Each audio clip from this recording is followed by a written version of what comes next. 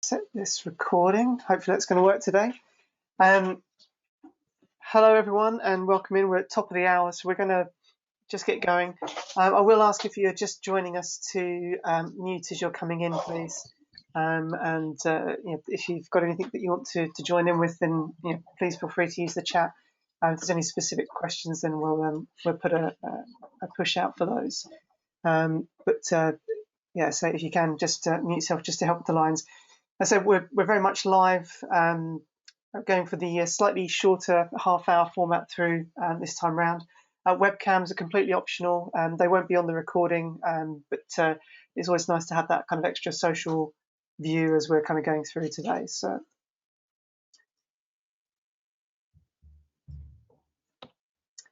So joining me today is Marco Cantu. Good afternoon, Marco. Hi. And also David Millington. Hi, David. Hello. So it's their first TCoffee and Code this week. I know the US guys are also running a session tomorrow, and they're going to be doing a slightly longer session for a couple of hours, talking about a few other things, including Marco's new book and some other interesting topics. So if you're interested in that, then obviously just pop to the Embarcadero events page and you can kind of register up for that. But we've got our own topics today, and we'll be getting into that in just a second. So this is the first of three slightly shorter formats this week. This month, should I say. We're just going for every Tuesday to have half an hour together. And if you are joining us from the US, just obviously be aware that the time zones, I know they've already changed for you, but they update for Europe in a couple of weeks' time. So just be aware of the slightly earlier start on the 30th.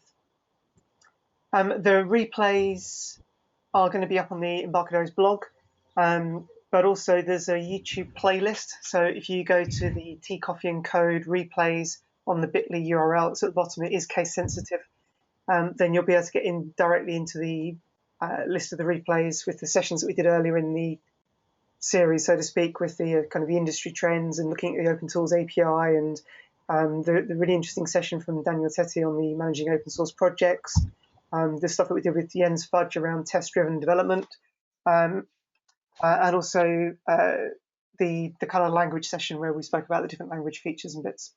So they're there and available now. So obviously the kind of big news really is that since our last session, 10.4.2 is released. So the latest version, which we're going to spend a bit of time talking about today, is available to download. If you're a registered user and you are looking for where to get it now, then if you head to my.embarcadero.com and log in, there's the much improved portal compared to the old kind of EDN, with kind of all your license keys, all your downloads directly there for you to access and bring down. So that's a great place to find out what you've got registered and to be able to pick everything up.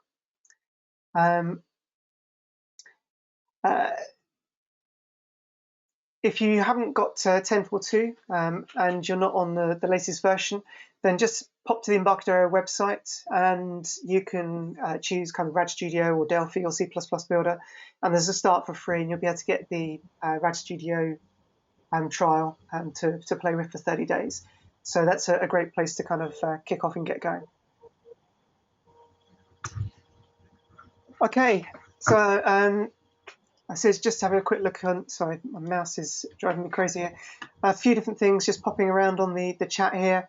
We're all arranged a little bit differently today. If you just want to kind of, you can choose kind of active webcams from the option on the panel. You can pop out the pictures and see those if you want to arrange them around. I see Jim McKeith has joined us online as well. Hi, Jim. Very good morning to you as well. Hello. Hi. So, Marco, David, a quick recap, really. I thought we'd start off just talking a little bit about 10.4 and some of the bits that kind of came in before we kind of really dive into the 10.4.2, because I know a lot of what came in 10.4 is almost like that first stepping stone into kind of the 10.4.2 area and some of the new bits that have come in. So, Marco, do you want to start off around the kind of the Windows 10 and some of the bits that kind of came in around that area? You're on mute still. Good call. Yep, sorry. For Windows 10, we basically have kept focusing in terms of VCL primarily. We have worked quite a bit on in completing our high DPI support by providing high DPI styles. In the past, we have provided high DPI image lists with the ability to provide different images for different resolutions. The high DPI style support was mostly done through 10.4, and then we added quality and improvements throughout the updates. The other thing that we introduced in 10.4, which was currently experimental, not because of because we decided to limit or not to fully develop it, but because it was using an experimental pre-release component, is the WebView 2 component from Microsoft that we wrapped into a T-Edge browser. That's also available as part of the regular T-Web browser. T-Edge browser is the new integrated component with Edge, with the Microsoft Chromium Edge engine from Microsoft that replaced the now really obsolete Internet Explorer ActiveX, which we are still shipping as part of the web browser component. So in short, I mean, the focus on Windows 10 remains critical. This work that we have done is going to be expanded in the future. It brought us to a few things we added in 10.4.2, which is primarily adding a couple of components that were fitting some niches. One is a nice, small, modern-looking numeric input. There are plenty. I mean, you can just use a good old T-edit, but the old spin edits and so forth are really looking old style. And that's part of providing a modern UI without leaving VCL, so implementing it in VCL. The other, which goes even actually above and beyond that, is the control list. So. Cool. So yeah, brilliant. And David, I know you've been really focusing around the IDE and some of the developer productivity side of things. And do you want to kind of just do a quick recap for maybe those who've missed out on the changes that have happened in 10.4 with the LSP side of things, and what that's kind of meaning for for what's happening now in 10.4.2, but also what it's brought already. Sure. No, this is a half-hour meeting, right? So we only have 21 minutes left. So I can take up 20 minutes. Is that what you're saying? Yeah. Well. I'll make it super brief. Yeah. So in 10.4, we completely changed how the code insight, code completion and parameter completion and so forth worked. Now uses a technology that runs all the calculations for that outside the IDE. The IDE communicates with that via inter-process communication over a protocol called LSP, and so we refer to that as Delphi LSP. Every release, we've been really improving what code completion does. We're adding new features compared to what it had in the past, and we're generally finding code completion can now handle projects that are completely failed on in the past. So all up a lot better. 10.4.2 is no exception there. We've done a lot. How's that for a really brief overview? No, that's cool. I think the one thing that's really cool from my perspective is what LSP actually brings to the table. It's a really good example of open innovation, and having collectively different minds around the world feeding into projects to help further developers everywhere, and being able to leverage those to bring not just our products further forward quicker, but also other products that are out there that developers are using, and then having the abilities for things to be linked through together in the future as we need to. It's a great example of that, and the framework that obviously having that kind of technology running outside of the main IDE with the extra memory space and allocation that frees up, which also helps with some of the other kind of issues people have had in the past, is just another reason why it helps expand the life and the power and capability behind the IDE. Just like Visual Studio is still a 32-bit IDE, so is RAD Studio, because it's so complicated to get them moved forward to 64-bit.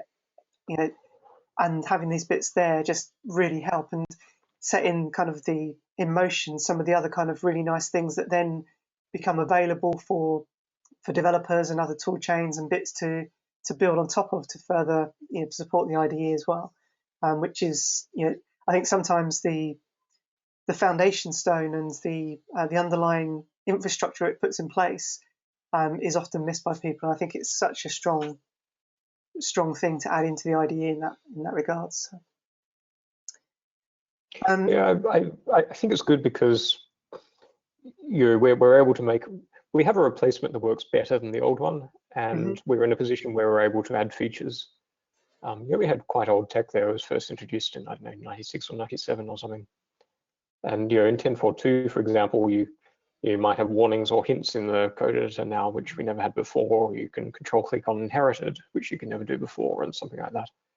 So the bit I really like is just just being able to add stuff that's been requested for a long time, every release. Yeah, so I've got a couple of those on the next slide here, but just before we kind of move on to those, I think Marco, just very quickly, on 10.4, obviously there's the update to the memory model for the memory management, specifically impacting kind of the mobile side of things. So anything you kind of want to mention or explain to people who've maybe missed out on that, what's been kind of happening in that space? Sure. So that's kind of easy to explain.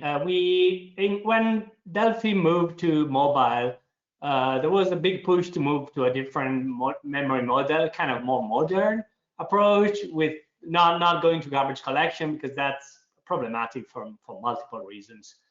And in fact, there is pushback on that on mobile quite a bit. But in terms of ARC, which is automatic reference counting, like what we do with interfaces. However, the problem is that it was really impossible to port it back to VCL and to the old traditional world. So we were either going to stay with two different memory models depending on the platform, or if we had to unify, we could unify on the modern one, losing compatibility and breaking a lot of existing code in terms of memory management, which is kind of one of the hard things to track. And so we decided to do the opposite and say, hey, Delphi has a memory model that works, ownership, there is still ARC for interfaces. Developers can implement their own, and the advantage is we even shave out some milliseconds here and there, but not having to do automatic memory management, which has a cost, even if limited.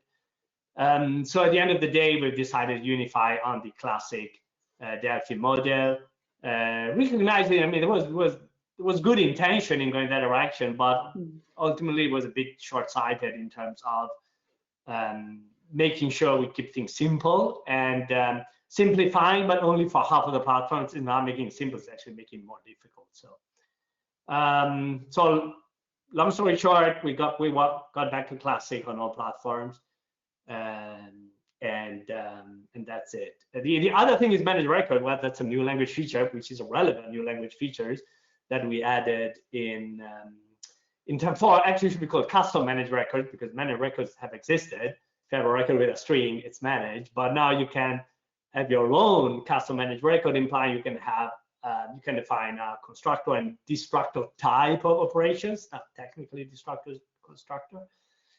So even with automatic allocations, you just declare a record on the locally on the stack as a variable, an array of records, and you get initialization called, you get finalization called, and also you can define the copy operation, which is pretty unique in the language. Yeah, those new managed records, I remember the first time looking at them going, I'm not quite sure kind of how I feel about them. And then I was in the middle of doing a project and I thought, you know what, I need to sort some data out. I need to put some basic class structures in place here just to put the stuff into. And it was just so much simpler to kind of put the 3 bits in, get the list sorted, and then not have to worry about all the different kind of objects that I would normally have had to create and deal with and manage just to kind of do that, a simple kind of operation against them. So it's one of those things that you suddenly kind of go, you have one of those moments, and brilliant. It really does just simplify. And because records don't need to be managed with memory, it's actually kind of, although we've kind of moved away from ARC, you can still get some of the value and benefits of it with being able to use kind of records and still being able to kind of set things up as interfaces and stuff on other side of things and stuff. So that's one of the kind of things that is really nice about the language and side of things. So I know the last thing that I just want to kind of touch on here, and we'll move on to some of the updates that have happened since then, but 10.4 introduced a new format for the installer. So David or Marco, do you want to say a little bit about kind of the background behind that and what's kind of driven that? What we did the last 3 years is get rid of the old ISO installer that was based on the installerware for many reasons, but primarily because it was a separate experience from the other installer, and so we always had like missing files in one or not the other, wrong configurations in one or not the other. I mean, keeping two was really complicated. We want a smoother experience, so we implemented a new offline installer that's based on the same technology that Getty provide. The only difference that rather than querying an online database and downloading the files, you get the database and the file all packed into a single zip, and we work from it. Now the problem is that this was fine, but it was not. We dropped a feature that some customers wanted, which was silent install as well.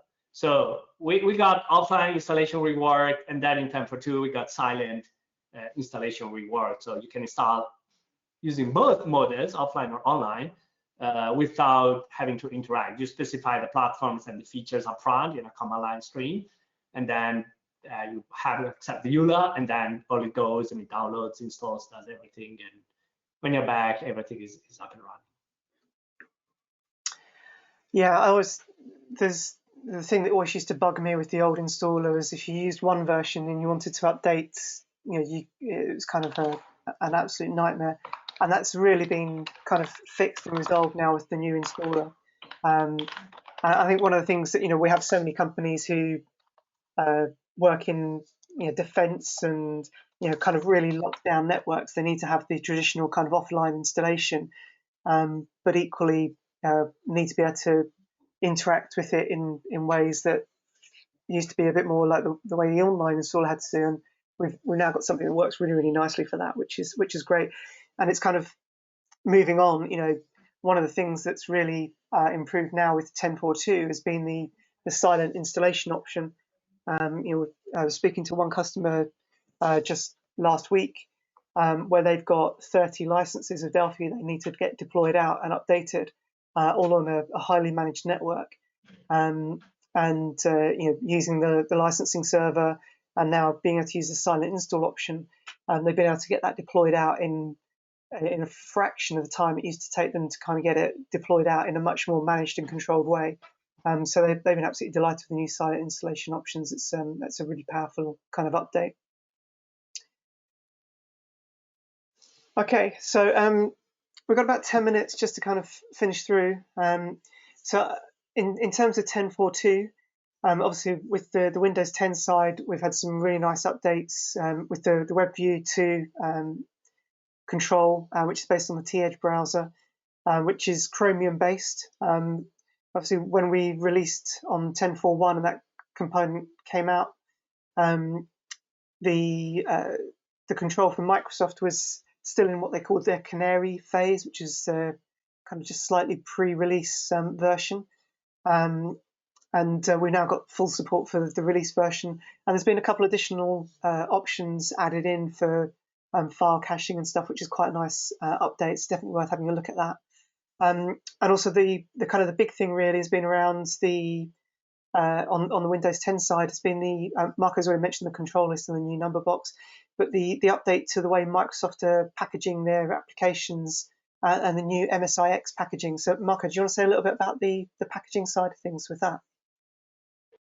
Sure. I just got back connection. I mean, I lost like the entire interaction because it was off, but now it's back. So yeah, we have moved from the Apex format that Microsoft's been promoting and we've implemented for a few years to the MSIX packaging. It's not a big difference, provides the same core functionality, but MSIX is really also focused a lot on enterprise deployment beside store deployment.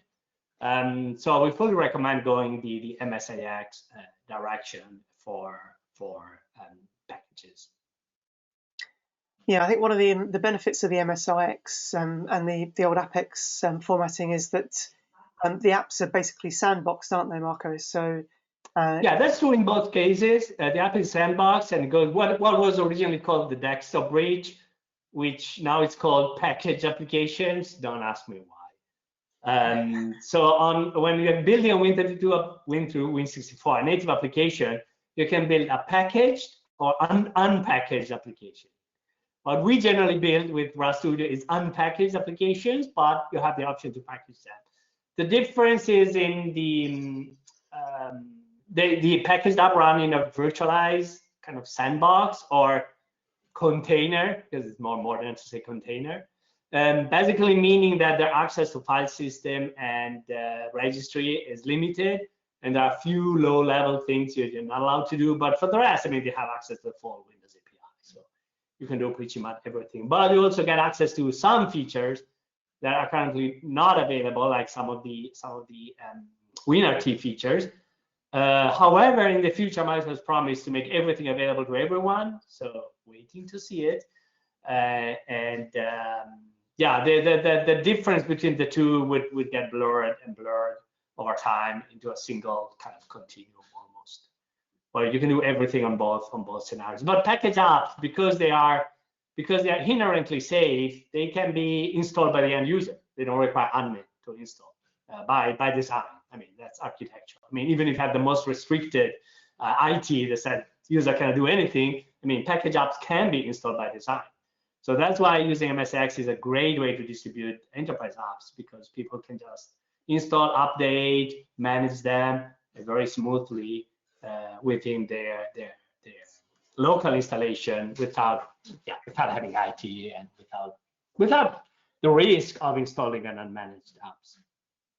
Yeah, it's all because of the isolation layer that the MSIX packaging provides, yes. Isn't it? So yeah, it's a very modern way. If you kind of think of other platforms in terms of mobile and the other kind of side of things, that's exactly what they're looking to do. And this is all about the continued drive to help reduce the amount of cycles that are required by antivirus and other kind of things in the background to help reduce the cost of computing, especially in data centers, but also across the whole green IT initiatives and so on. So it's a really important trend to be aware of.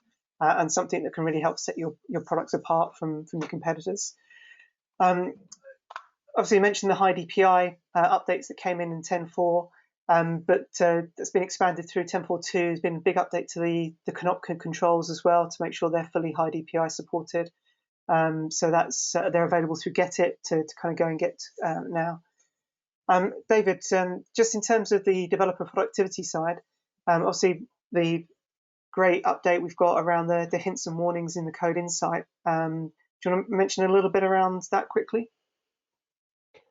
Sure. I think the main thing here is to realize that it's turned off by default, because maybe this is a mistake, but it would have meant that for people who hadn't, who are new to this and had a lot of warnings and hints in their code, they might have been overwhelmed by the amount of information in the editor.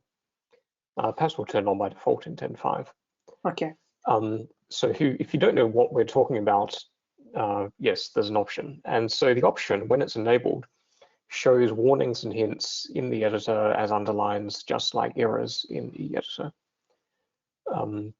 And this is useful because normally you only get warnings and hints when you compile. So seeing them straight away saves a lot of the sort of round trip time of compiling, seeing that there's something that you might need to fix and going and fixing it. It's shown straight away.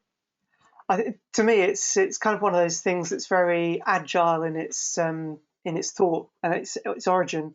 You know, I remember working with a couple of companies who are very big on their buddy programming, where you have two people working together at the same time to help, you know, talk about what you're doing and kind of keep a view on the code and go, oh, you need to do that with this before you get there, or you need to do that.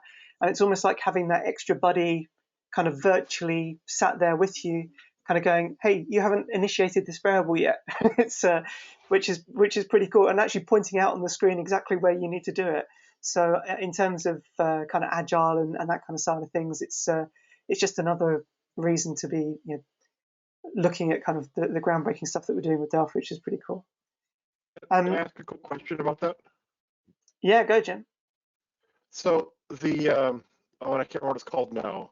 It's from TMS software, the one that adds the additional hints and warnings that does the static code analysis. Is it Fixed Insight? Yeah. Fixed Insight. Does Yep. those hints and warnings show up in the IDE editor now too? I don't think so. It's a third-party tool. We're looking at APIs to actually expose things like that at the tools API level, so you can add your own hints and warnings, but we don't have an API for that public yet. Mostly because we try and sit on things for a couple of revisions just to make sure they're stable. Sure. But if Roman, who's the author there, is interested in doing that, I think we are interested in opening those APIs. So maybe you can sort of connect us and I will. That would be so awesome. Cool. Okay. So just a quick kind of awareness of time, a couple of minutes before the end now. So yeah, David, Marco, anything specifically you want to call out in terms of the 10.4.2 updates? Obviously, you know, it was a couple of hours webinar to kind of go through them. The links are online if anybody wants to kind of rewatch the whole thing, but just thought we'd try and give you some kind of commentary behind them, really. No, not really much more to add. I was going through the questions to see if there's anything worth chiming in. Actually, many, but it's. Well, I'll hang around after we're done with the official time to have a look at any questions, and if anybody wants to hang around and has time, they're more than welcome to stay with us. But I can as well. I actually have half an hour before my next meeting, so okay, cool. I can stick around. One of the things that we have seen, and this is actually quite nice, some of the analytics that are managed through the IDE now, we're able to spot there was an awful lot of usage from remote desktop through the upturn in the way people are changing their working patterns with COVID. So 10.4.2 has actually had a few updates made behind the screen to help improve the experience over remote desktop, which has been quite nice. And we managed to get some insight from the developers who were working on that within the R&D team to put together a blog post, which we've posted out in the community. So if you do have customers who are using remote desktop, then especially with the connection and disconnection of sessions, there's some hints up on the blog post there. I see that's been picked up on the Delphi Praxis community as well. There's been quite a thread talking around that as well, which has been pretty cool.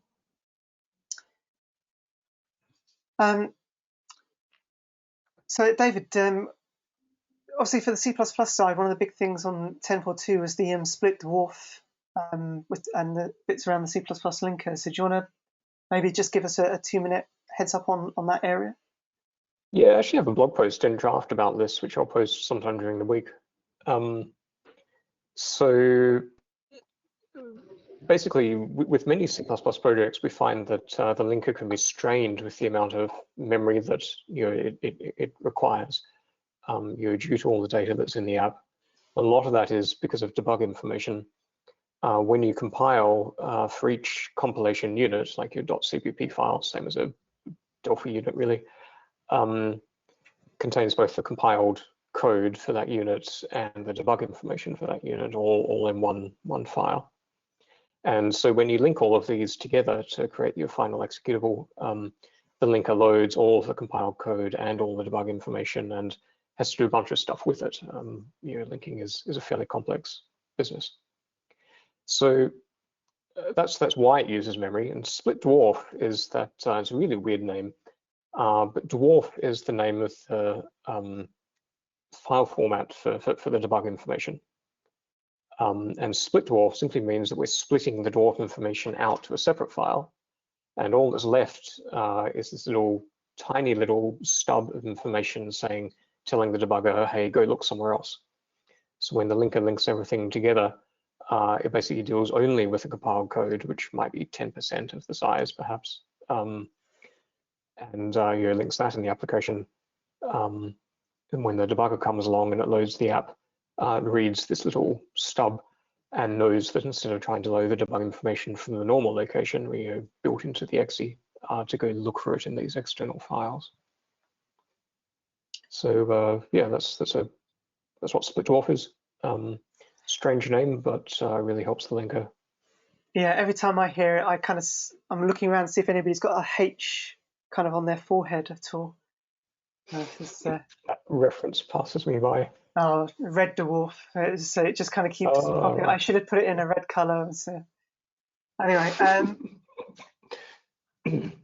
Yeah, the other thing that I wanted to mention that is just above that is the compiler performance on the Delphi side. We have done quite a bit of work, and we've gained more performance than I was even expecting. The compiler performance now is, with a couple of exceptions in corner cases, on par of the last fix back for 10.3. We've implemented same type of fixes, although the code is almost always completely different. It's also written in a different language. It just explains why it's different.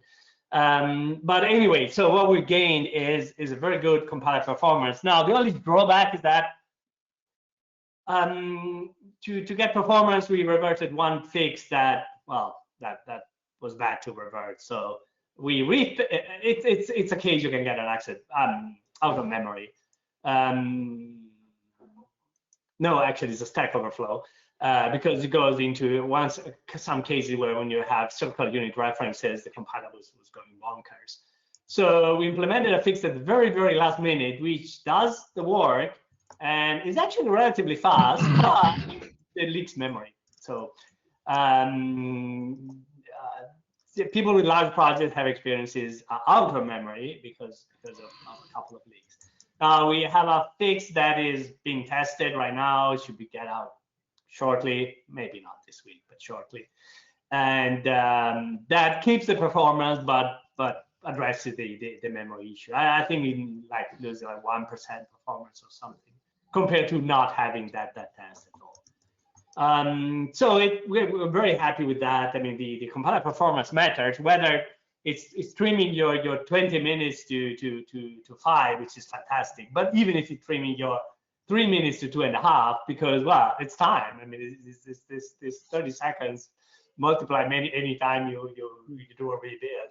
It can be hours easily. So now the effect is heavily dependent on the code scenario. Generics and circle and unit references are the two things that cause the largest slowdowns. But again, we've tried to address them. We still recommend trying to clean up your usage statements, and that can have a dramatic effect on the compilation speed, no matter what. I mean, even with some of the optimization, I mean, the difference is not as significant, but it helps. It is helpful anyway. So there is a company that embarked in a very large project in reorganizing their units, and even before the patch, they could basically get their compilation down to by 80%, and then the patch had another 10%. So now they're compiling 1/10 of the time. Wow. Compared to what they were a few months back.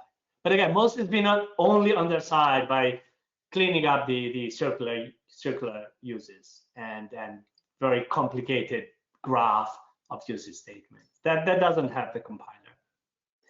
So Marco, if I remember right, and I only remember this from internal tech discussions, the kind of circular references you mean aren't sort of direct references where the compiler gives an error, but where something like sure. Unit A uses Unit B, uses Unit C, uses Unit A, or something like that. It's the implementation. And of course, I mean, circular references are legal in implementation. But when you start having like, I don't know, 800 units, and it's not like a linear kind of tree, but it's like an overly complicated graph, like everyone uses everything indirectly, then it puts a strain on the compiler and the linker. We have a couple of known bugs in the compiler where if you're referring to a symbol, even more if it's generic, in an indirect unit, then you can get compiler errors when you make a change to that symbol, because some of the units that depend on it don't know they depend on it, because again of this circularity. And so you have to do a build all. I mean, not a big deal. Well, unless it takes 20 minutes, of course, then it's a big deal. But so yeah, and honestly, we should try to invest on tools to have there. I know that's the obvious question. Yeah, I wanted to point that out. But again, we'll have that. We'll have a couple of other fixes that are coming. Honestly, we're very happy with the quality overall of 10.4.2, but there are a couple of things that slip through that we're going to address. Okay, cool. So I think just we're a few minutes over where we're planning to be. The one thing I just kind of wanted to finish off on the news side was about the showcase that we were talking about last time we met up. The showcase challenge finished. It was, I think quite honestly, we've been blown away by the amount of entries that we've had through for it. I think it was over 200 entries finally came through. And the winner was Firecast 8, which I know Jim's kind of done a blog post about the top 10 or 12 products that kind of launched through. It's been really, really interesting, just having a look through. There's been products that have been running a complete stack end to end with loads of different integrated products, and everything from Python to React to different peripherals that have been integrated in. Some really, really wonderful things to see. I'm still trying to sift my way through some of them. I know Jim, you kind of you ran the whole kind of thing. Is Jim still around with us? Do you want to? Yeah, I am still around. I was going to say we do have some interviews and stuff coming up with some of the winners as well, to go into more details about their projects and such. Firecast is specifically for tabletop RPGs, which I'm a old nerd geek follower of tabletop RPGs like Dungeons and Dragons and stuff. So I'm really interested in that one specifically, and will I actually want to look into that one in more detail, but there will be some additional, like I said, in-depth interviews and stuff like that on those. So stay tuned to that. Honestly, I mean, all the stuff that I listed in the top 12 are really cool, but there's so many other ones that weren't in the top 12 that were like, wow, that's really, really cool. So, we went with my community vote via Twitter for the winners, but there's so many other ones that were just amazing. So check out the whole list. We're looking to add some categories and stuff like that to make it easier to find things, but very cool stuff in there. And if you entered, thank you very much to everybody that entered. And if you didn't, I would suggest you can still submit your showcases. They're just not part of the contest, but it's always neat and exciting. And actually, I've talked to a couple of people internally that went out and looked at the list and are like, wow, I had no idea. There were so many amazing things being done with Delphi. So it's been very inspirational to all of us internally as well. Thank you. Cool, thanks, Jim. Okay, so we'll hang around a little bit on the Q&A if anybody wants to hang around. But next week, I've got a really interesting session coming up. We've got Ian Barker and Dr. Helga Flick, who's at TMS, joining us. We're going to be talking a bit about software UI trends, looking at kind of different terminology that's used around software UIs now, looking at some of the kind of differences between them, having a chat about when to use them, not to use them, how components are helping with the development and flexibility around them. So kind of have a chat into that kind of area, which sounds like it's going to be a really interesting session. if anybody has any questions they want to ask to them next week specifically, then obviously if you think about it on the day, use the chat. If you've got anything that you want to fire through to me in advance of time that I can include onto the slides, then please just drop me a message over. Yeah, we're really looking forward to that session. And also just on the screen here, blog of the week. I'm going to try and pick up one of the blogs from around the community each week just to highlight. We've been talking about 10.4.2 today. Marco's done a really nice blog up on the blog section looking at some kind of extra considerations and bits around 10.4.2. And I think one of the kind of really interesting things there is that a number of different people have been blogging about the quality and the speed improvement in 10.4.2. And especially around the compile time and stuff, it's been really nice to see even people like TMS who have been going, right, here's a video of compiling in 10.3.3 and 10.4.2, and you can see the speed difference, and it is, it's fantastic. That's real world applications that are being used by everybody, not just kind of the stuff that we're testing against, internally. So definitely worth kind of having a look at.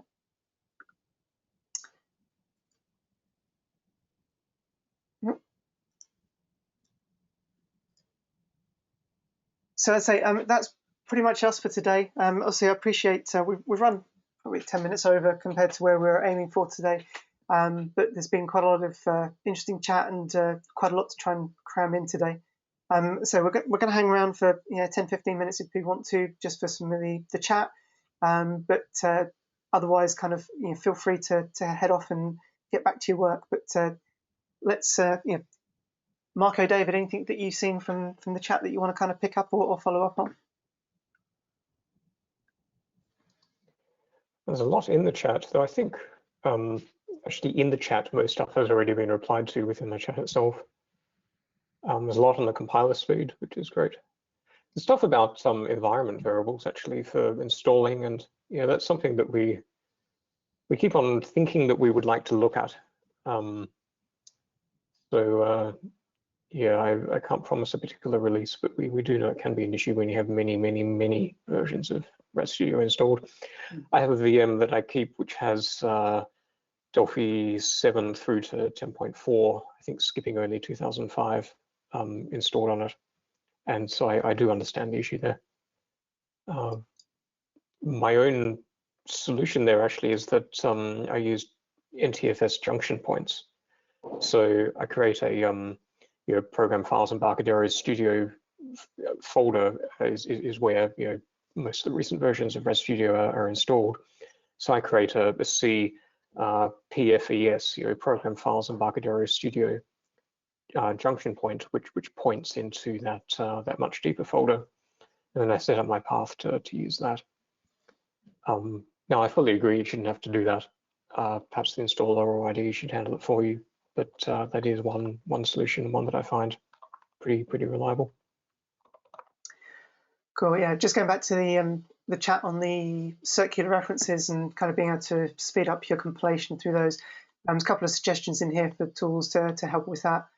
Glenn suggested the MMX Code Explorer, and there was another one which is just jumped around somewhere. The Pagans Pascal Analyzer as well. Which is another tool that can be used to have a look through.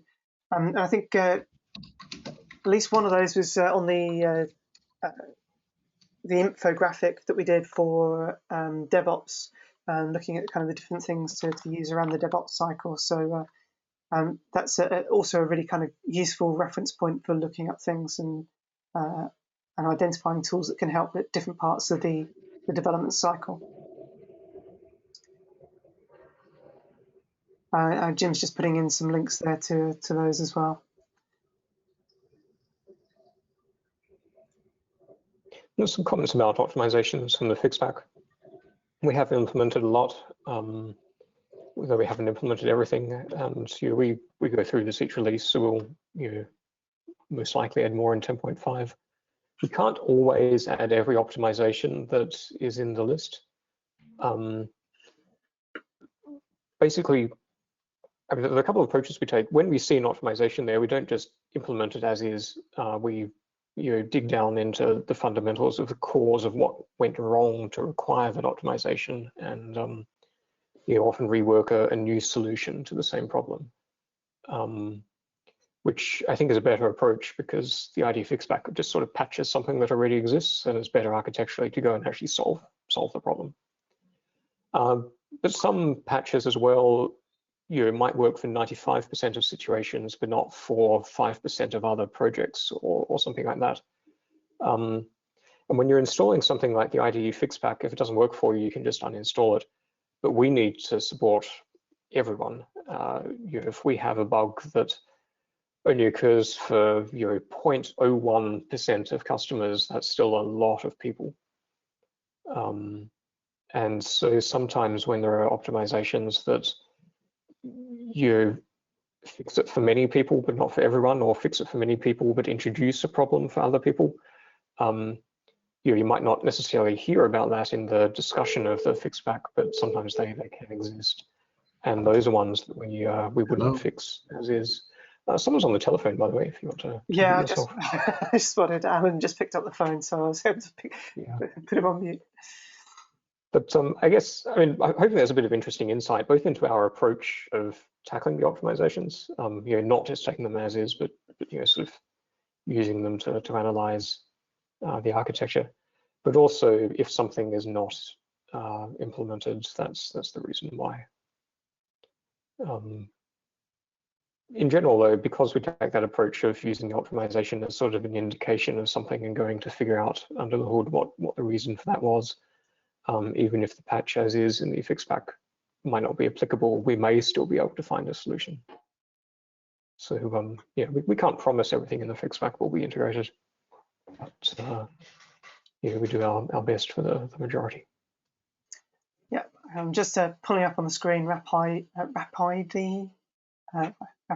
or something that Jim's mentioned as well in terms of using to clean up circular references and bits. So, it's great. If you pull up your path with that, it'll highlight any path entries that are invalid, and you can clean them up automatically. I use it a lot. Used it for quite a while. It's a great path and environment editor. Cool. Thanks for that. So the reason I'm pulling them up is just because the chat won't appear for anybody who's watching this on demand. So just trying to make sure people get the content still. Okay. Gee, that reminds me, Jim, of a feature we put in 10.4.2. So in the IDE, there are many places where you edit paths. So you have a path edit dialog. You've probably seen this throughout the project options and that kind of thing, where you have a dialog that comes up and you have a set of paths. And a couple of things there. It used to gray out invalid paths, so paths that didn't exist, with a button to remove invalid paths. Now, that's really important because every path that's added to all of these places is a slight performance hit, especially for the compiler. Unfortunately, in the past, we used to have a bug where sometimes it would indicate a path was invalid when it was not. So you couldn't safely hit delete the invalid ones. Well, we fixed that now, so that should work. But the other thing we did is it's quite common for people to have absolute paths, for example, in a library path or a search path or something like that. So you'll have a path to say, look for my source in C, foo, bar, baz, some location like that. And that means that when you upgrade your component installation, or you move to a different computer, or you use a different VM, or you hand your project with this setting inside the project off to your colleague, or something like that, the path won't necessarily be valid anymore. So we have the ability now to make these paths use environment variables.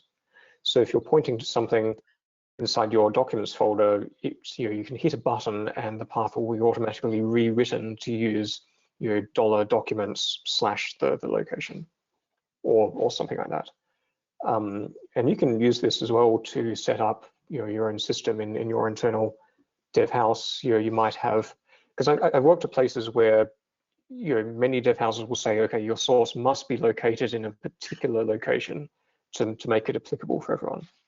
And you can change that now to just have an environment variable, and you say, okay, everyone just set this environment variable to wherever you put it. And now you can use that within the paths in the ID, and everything will work. So that should really help upgrades, moving computers, moving projects, being a bit more flexible with source location and that kind of thing as well. Sorry, Stephen. That's right. No, that's I just brilliant. got inspired by that because of the app that Jim mentioned. Cool.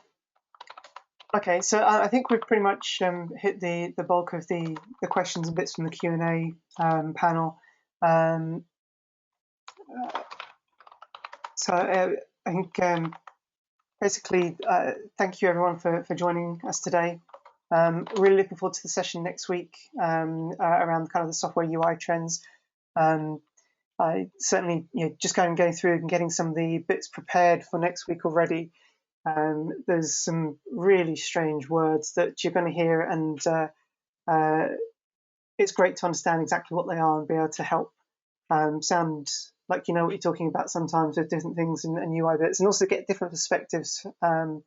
Certainly, it's one of those things that I think it's almost as much an art as it is a science, and it's great to kind of be able to understand how people are working with those and dealing with them and managing them to help make it easier to put applications together and to kind of get things moving forward. So I'm really looking forward to that session. We've got a couple of people who are really, really knowledgeable in the subject area joining us as well.